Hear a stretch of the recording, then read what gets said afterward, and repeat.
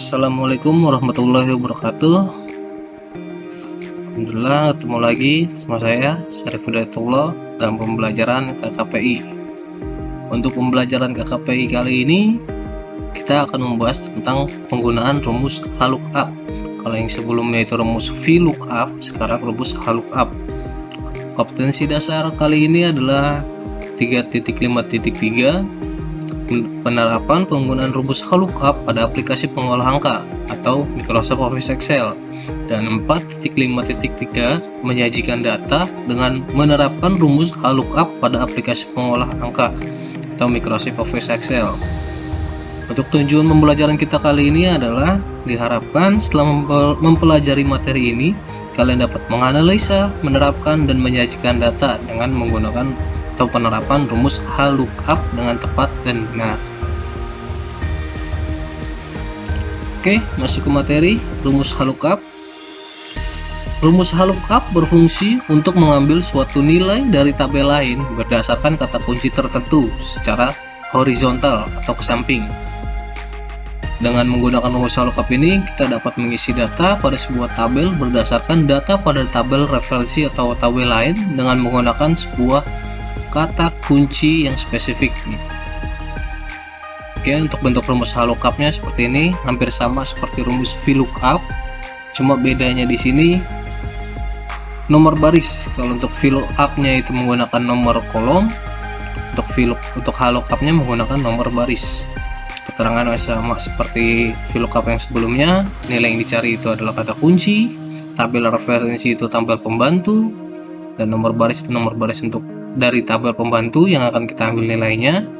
Dan rank lookup itu adalah true atau false, sama seperti sebelumnya, sama seperti rumus VLOOKUP. Oke, contoh rumus HLOOKUP adalah sebagai berikut. Isilah kolom jabatan gaji pokok tunjangan transport dengan menggunakan rumus HLOOKUP. Hampir sama seperti rumus VLOOKUP sebelumnya, cuma untuk tabel pembantunya, kalau yang VLOOKUP itu datanya lihat vertikal ke bawah, kode jabatan itu ke bawah, jabatan ke bawah. Kalau untuk tabel pembantu di HLOOKUP itu datanya ada ke samping, kode jabatan dia ada di samping, jabatan samping, gaji pokok samping. Pengerjaannya seperti apa gimana? Kita langsung mempraktekannya. Oke, tabelnya udah ada seperti ini. Oke, yang pertama kita menggunakan tabel referensinya atau tabel pembantunya itu menggunakan rank. Jadi pertama kita tulis sini HLOOKUP, menggunakan huruf besar atau huruf kecil juga sama aja. Lookup value atau kata kuncinya, kita klik dulu kata kuncinya. Kata kunci ini mesti harus sama seperti yang tabel pembantunya ya. Buat kolom pertama pada baris pertama pada tabel pembantunya mesti harus sama dengan kode yang ada di sini. Titik koma, tabel arraynya kita menggunakan seperti ini. Kita membuat ranknya, habis itu dibuat absolut biar tidak berubah ketika kita copy ke bawah. Untuk setelah tabel array menggunakan row nomor index, nomor barisnya di nomor baris ke bawah. Ini baris pertama, untuk jabatan baris kedua, gaji pokok baris ketiga. Jadi untuk jabatan kita isi 2 karena nomor baris yang kedua untuk jabatan. Kita akan mengambil data dari sini dengan menyocokkan kode jabatan. Oke, sampai sini kita kurung tutup, enter. Seperti ini hasilnya. 1B itu supervisor, 1C operator, 1A manager. Oke, benar. Seperti itu penggunaan HLOOKUP dengan menggunakan rank. Tabel referensinya menggunakan rank. Kalau menggunakan nama tabel kita blok dulu. Untuk menggunakan nama tabel ya, kita blok dulu nama tabelnya kita blok dulu, terus kita beri nama dengan di name box ini kita beri nama misalnya data, enter. Kita pastikan ini nama data untuk tabel, ini nama tabel yang sudah tentukan ini. Oke, kita coba untuk memasukkan gaji pokok. Untuk membantu kita buat angka 1 di sini, 2, 3, 4, 5 untuk membantu percepat ya. Ini berarti baris pertama, baris kedua, baris ketiga, 4 ke 5. Gaji pokok itu berarti ada di baris 3, jadi nomor baris yang ketiga. Lookup lookup value atau kata kuncinya titik 2 data titik 2 gaji pokok itu baris berapa? Baris ketiga. Isi seperti ini, kurung tutup, enter. Untuk tunjangan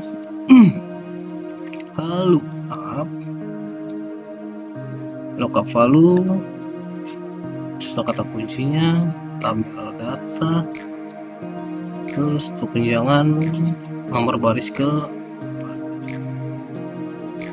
kurung tutup, enter. Transport sama lookup kode jabatan, data,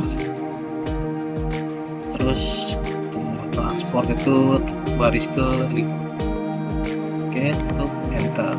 Setelah selesai semua, blok, copy ke bawah. Ini untuk penggunaan lookup dalam satu sheet. Kita akan coba menggunakan lookup dengan beda sheet seperti ini. Ini tabel yang harus kita isi, dan tabel pembantunya ada di sebelahnya, beda sheet. Nah, untuk tabel pembantunya kita beri nama dulu.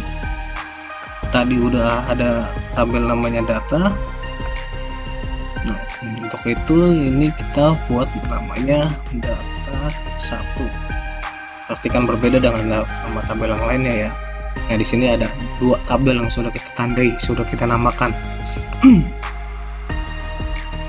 Oke, kita masuk ke lookup-nya menggunakan rumusnya sama dengan lookup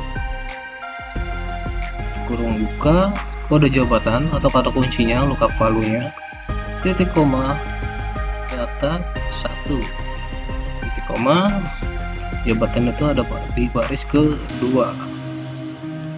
Kita coba cek baris kedua, baris pertama, baris kedua. Sepertinya kita bisa bikin 1 2 gini, terus tarik ke bawah. Jabatan baris kedua, gaji pokok baris ketiga, tunjangan baris keempat, transport baris kelima. Oke, gaji pokok sama dengan lookup lookup value atau kata kuncinya titik koma, nama tabelnya data 1 titik koma, row nomor indeks yang gaji pokok ada di indeks ketiga, enter. Oke, sama hampir sama ya penggunaannya dengan rumus VLOOKUP yang sebelumnya, cuma beda di tabel pembantunya. Kalau tabel VLOOKUP itu menggunakan bentuknya vertikal, datanya itu ke bawah. Kalau untuk yang VLOOKUP ini datanya ke samping, horizontal. Titik koma, tunjangan tuh nomor.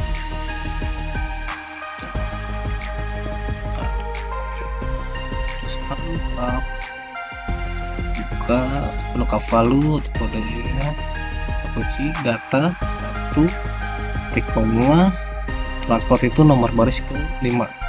Kalau misalnya mau cepat seperti ini kita bisa enter, dia akan memperbaiki sendiri. Untuk kurung-kurungnya ya, kurungnya dia akan memperbaiki sendiri. Kita copy ke bawah, nah seperti ini jadinya.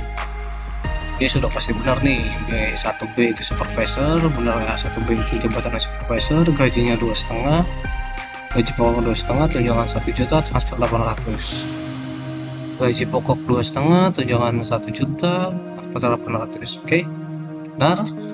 Nah, untuk contoh penggunaan rumus lookup yang lainnya, kita akan coba untuk menampilkan predikat ini, nilai predikat, nilai keterangan. Mengisi predikat dengan keterangan dengan menggunakan lookup. Kalau yang di video sebelumnya kita menggunakan rumus if dan VLOOKUP. Nah, sekarang kita menggunakan lookup. Kita beri nama dulu biar lebih cepat. Predikat kita kasih pre aja. Kita namain dulu nama tabelnya dengan menggunakan nama pre, enter. Pastikan ada pre. Nah, untuk keterangan kita blok dulu tabelnya, kita tambahkan dulu keterangan. Oke, untuk oh ini belum masuk, berarti yang keterangan tadi belum kita enter. Kita blok, ganti enter. Nah, sudah ada data tabel cut, kita beri nama tabel ya. Ini tabel data 1, ini tabel data yang pertama ya, yang awal, terus cut, ini tabelnya, pre, ini tabel. Oke, kita menggunakan lookup dan lookup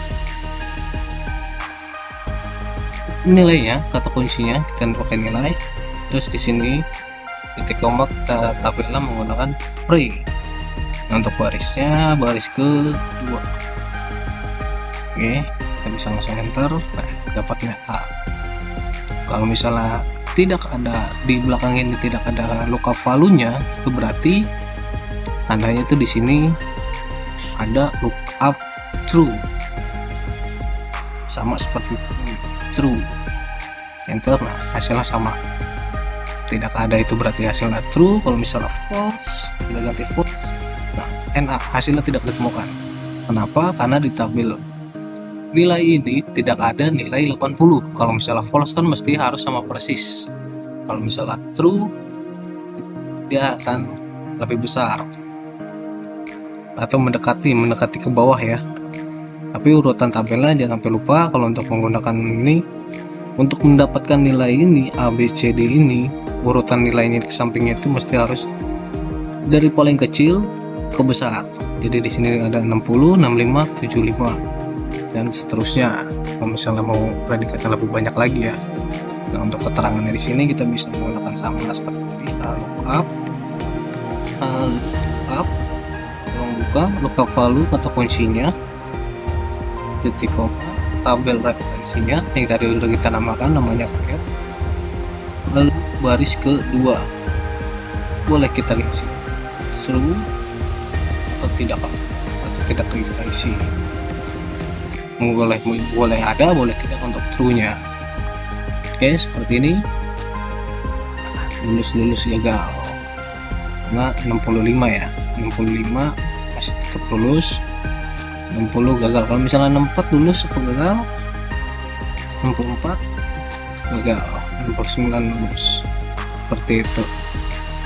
Oke, seperti itu penggunaan rumus lookup, mirip dengan menggunakan rumus VLOOKUP ya.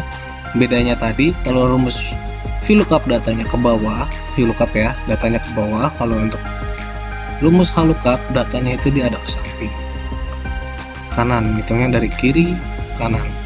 Jadi kalau misalnya mau membuat predikat atau keterangan seperti ini, nilainya atau kata kuncinya itu mesti kita susun ke samping. Oke bos, oke sekian dulu materi rumus lookup kita kali ini. Semoga bermanfaat bagi kalian semua. Terima kasih. Wassalamualaikum warahmatullahi wabarakatuh.